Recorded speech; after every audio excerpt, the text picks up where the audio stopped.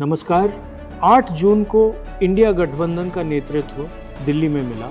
ये रहा उनको दिया हुआ मेरा भाषण। मैं चाहता हूँ ये आप भी सुनें। मैं आज यहाँ आप सभी का स्वागत करता हूँ। यहाँ आने के लिए धन्यवाद। कई साल पहले मेरी एक बहुत अच्छे दोस्त से बहस हो गई थी। मैंने उससे कहा कि तुम जो कर रहे हो वो अनफेयर है, और उसने मुझे जवाब दिया, दुनिया अनफेयर है, इसकी आदत डाल लो। आज कांग्रेस पार्टी के बारे में जो बातें कही गई उनका जवाब देना मेरा काम नहीं है। मेरा काम तो शैव परंपरा की तरह सब कुछ पी जाना है, नीलकंठ की तरह जो सारा जहर पी जाते हैं। आप और जो कुछ भी कहना चाहें, मेरी या कांग्रेस पार्टी की जो भी आलोचना करना चाहें, हम उसे स्वीकार करेंगे, चेहरे पर मुस्कान के साथ खुशी खुशी स्वीकार करेंगे। हम आपको खुश करने की कोशिश करेंगे, क्योंकि हमारी भूमिका मूल रूप से आपकी भूमिका से अलग है। मैं ये बात अहंकार में नहीं कह रहा हूँ। जैसा कि आप में से कई लोगों ने कहा है, हमारी भूमिका आप सभी को प्यार और मोहब्बत के साथ एकजुट करना है। मैं 2004 से कांग्रेस पार्टी का सांसद हूँ, जब मैंने अपना पहला चुनाव लड़ा था। हमारी पार्टी का संगठन भारत की बाकी सभी पार्टियों से बुनियादी तौर पर अलग है, और मैं ये बात पूरी विनम्रता के साथ कह रहा हूँ। क्यों? क्योंकि इस पार्टी की शुरुआत एक प्रतिरोध आंदोलन के रूप में हुई थी, जब आधुनिक भारत अस्तित्व में ही नहीं था। दूसरी सभी राजनीतिक पार्टियों के उलट इसे इंडियन स्टेट के बुनियादी ढांचे और संरक्षण का इस्तेमाल करके नहीं बनाया गया था। कांग्रेस पार्टी एक प्रतिरोध आंदोलन है जो इस विचारधारा की रक्षा करती है कि सभी भारतीय समान हैं। हम मूल रूप से आरएसएस की सोच के खिलाफ हैं। बीजेपी या आरएसएस का साथ देने या उनसे समझौता करने से पहले हम मर जाना पसंद करेंगे। कांग्रेस पार्टी में ही मर जाएंगे। ऐसा करने के लिए आपको हमारे सिर काटने होंगे। मैं इस देश में ऐसे लाखों कांग्रेस कार्यकर्ताओं को जानता हूं जो कहेंगे, हमारे सिर काट दो, लेकिन हम आरएसएस के सामने नहीं झुकेंगे। मुझे ये कहते हुए अफसोस हो रहा है कि इस ग्रुप में एक कन्फ्यूज़न है। कन्फ्यूज़न ये है कि आप यानी एसपी, टीएमसी, आरजेडी ये मानते हैं कि जिन राजनीतिक तरीकों का इस्तेमाल आपने अब तक किया है वो आगे भी काम करेंगे। ये तरीके तभी काम करते थे जब इंडियन स्टेट ने उन्हें काम करने के लिए निष्पक्ष माहौल दिया था। वो माहौल अब नहीं रहा। देश की संस्थाओं पर बीजेपी का कंट्रोल है, लीगल सिस्टम पर बीजेपी का कंट्रोल है, ब्यूरोक्रेसी पर बीजेपी का कंट्रोल है। इंटेलिजेंस एजेंसियों पर बीजेपी का कंट्रोल है, यहां तक कि चुनाव आयोग पर भी बीजेपी का कंट्रोल है। टीएमसी में मेरे कई दोस्त थे, उन्हें पक्का यकीन था कि वो चुनाव में जबरदस्त जीत हासिल करेंगे। मैं उनसे कहता रहा, आप ख्याली दुनिया में जी रहे हैं। मैंने देखा है कि क्या होता है। मैंने ये गुजरात, मध्य प्रदेश, छत्तीसगढ़, हरियाणा और महाराष्ट्र में देखा है, और फिर भी आप में से कई लोग अभी भी मानने को तैयार नहीं है। कांग्रेस संघर्ष करने वाली पार्टी है। इसे काम करने के लिए इंडियन स्टेट की निष्पक्षता की जरूरत नहीं है। असल में भारत की संस्थाओं का गला जितना ज्यादा घोंटा जाएगा, कांग्रेस पार्टी संविधान की रक्षा के लिए उतनी ही आक्रामकता से लड़ेगी। हम सभी कांग्रेस पार्टी के आदर्शों को मानते हैं। वो आदर्श क्या हैं? सत्य, अहिंसा और करुणा। यह मुख्य मुद्दा क्या है? मुझे आपसे लड़ने में कोई दिलचस्पी नहीं है। अचानक उठकर यह कहना कि मैं आपसे लड़ने जा रहा हूं, किसी पागलपन जैसा होगा, क्योंकि आप हमारे सहयोगी हैं, हमारे दोस्त हैं, और हम आपसे मोहब्बत करते हैं। कृपया समझें, हमने 2024 का पिछला चुनाव जीता था। हम 2024 का चुनाव हारे नहीं थे। आप पूछते हैं कि नीतीश जी क्यों चले गए, तो इसकी वजह मैं नहीं था, नहीं कांग्रेस थी।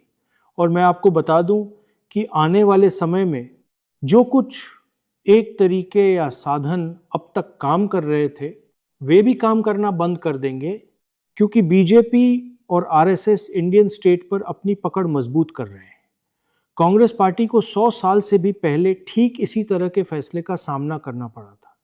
1927 से पहले हम एक राजनीतिक संगठन थे।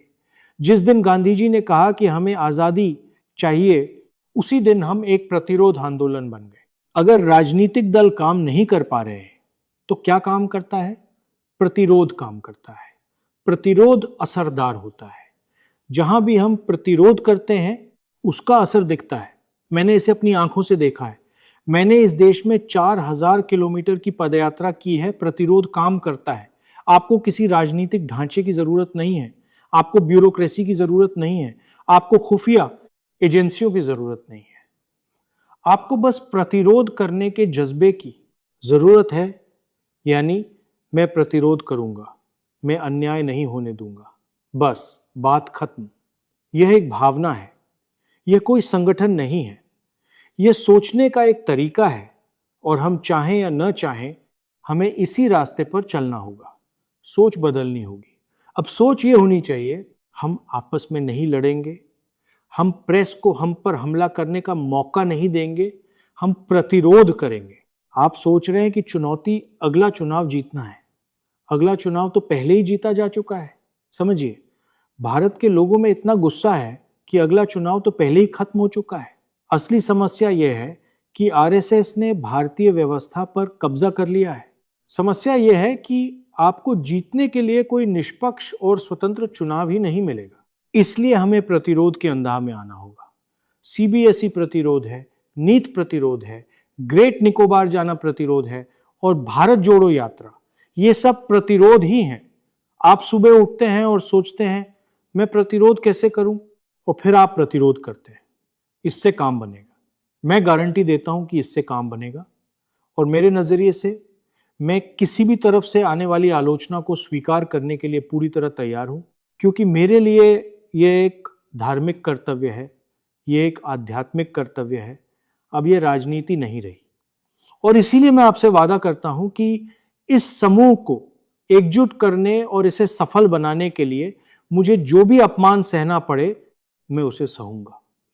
आगे कैसे बढ़ना है ये बहुत साफ है। हमें एक खास सोच से बाहर निकलना होगा। ममता जी को 100% यकीन नहीं है, लेकिन उन्हें लगभग 90% यकीन है कि उनका चुनाव उनसे छीन लिया गया था। उद्धव जी को 40% यकीन है कि उनका चुनाव छीन लिया गया था। मेरे भाई तेजस्वी जी को भी 40% यकीन है। सुनिए, चुनाव 100% छीने जा रहे हैं। कृपया अपने मन से शक निकाल दें और यह भी समझे कि सोशल मीडिया पर अपनी पहचान बनाने में सालों साल लगते हैं। ये एक हफ्ते में अपने आप नहीं हो जाता। मेरे YouTube पर 1 करोड़ फॉलोअर्स हैं, लेकिन मेरे अकाउंट को पूरी तरह दबाया जा रहा है। इसीलिए अगर आपको लगता है कि सोशल मीडिया निष्पक्ष है और विपक्ष को इससे मदद मिल रही है, तो आप एक अलग ही दुनिया में जी रहे हैं। पूरा सिस्टम, मीडिया, सोशल मीडिया, कानूनी व्यवस्था, ब्यूरोक्रेसी, इंटेलिजेंस एजेंसियां सब इस सरकार को सत्ता में बनाए रखने के लिए काम कर रहे हैं। लेकिन ये सरकार टिक नहीं पाएगी, क्योंकि इसने हमारे लोकतंत्र को बर्बाद कर दिया है। इसने भारत के लोगों का भविष्य बर्बाद कर दिया है। ईरान में जो हुआ है, उसके बाद अब जो होने वाला है, उसे रोका नहीं जा सकेगा। यह स्थिति बेकाबू होगी और इससे हमें आम लोगों को एकजुट करने का मौका मिलेगा। साथ ही ये सोच छोड़ दें कि हमारे बीच तालमेल नहीं है और हम मिलकर काम नहीं करते। ये सब बातें बीजेपी फैला रही है, ये सच नहीं है।